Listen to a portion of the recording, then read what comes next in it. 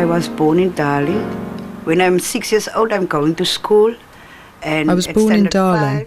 When I was 6 years old, I went to school, but at Standard 5 level I had to leave because I had to work to help my mother. I worked in Darling at Bournemouth for 4 years. When I left Bournemouth, I went to work in textiles. We worked 3 days a week, and then we had 3 days off. AGOA was a piece of legislation passed by the US Congress, and it gave African clothing and textiles preferential access to the American market. The concept was good, but the benefits for workers in South Africa has been more than wiped out by the rise of China as a significant source of American clothing and textiles. I've been the factory manager here since 1985. One must look at spending money on equipment to try and be competitive against the countries where they have much cheaper wages. I was a machine operator there. I earned about $90 a week. One person at a factory represents perhaps 5 other people at home, children and husband and so forth. There I was working for 4 years and then we retrenched. I worked there for 4 years and then I was made redundant. I was at home and then after that I went back to work in the textile factory and worked there for 9 years.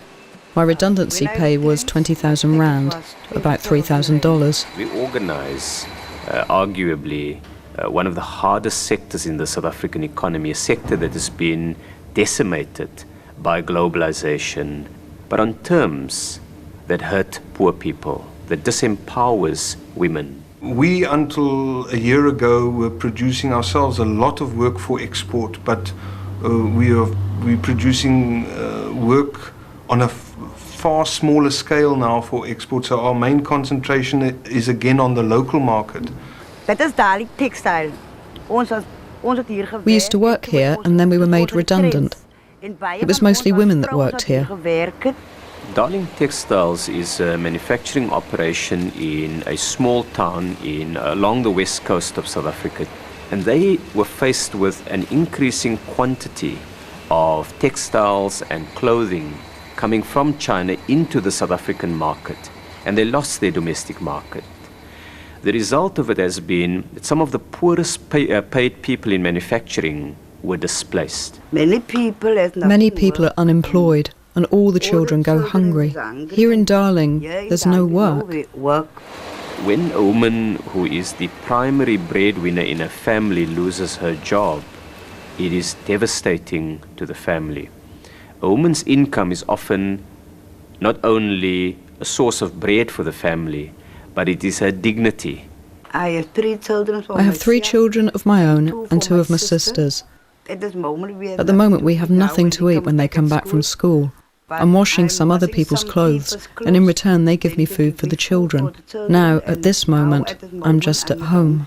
You have massive social problems arising, fed by high unemployment. My husband hits me because there is no money for wine or for food. I can't leave him because there is nowhere for me to go with my kids. Who is going to look after them? And I can't go and live with other people and expect them to give me food and money.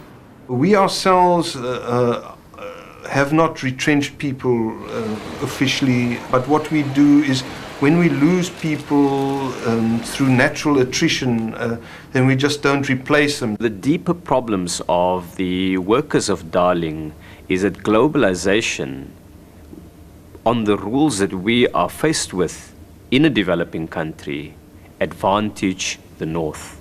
Ordinary working women have to pay the price. They have to pay the price with low wages, and they have to pay the price with loss of jobs. It's an unfair system. I hope that tomorrow it'll get better.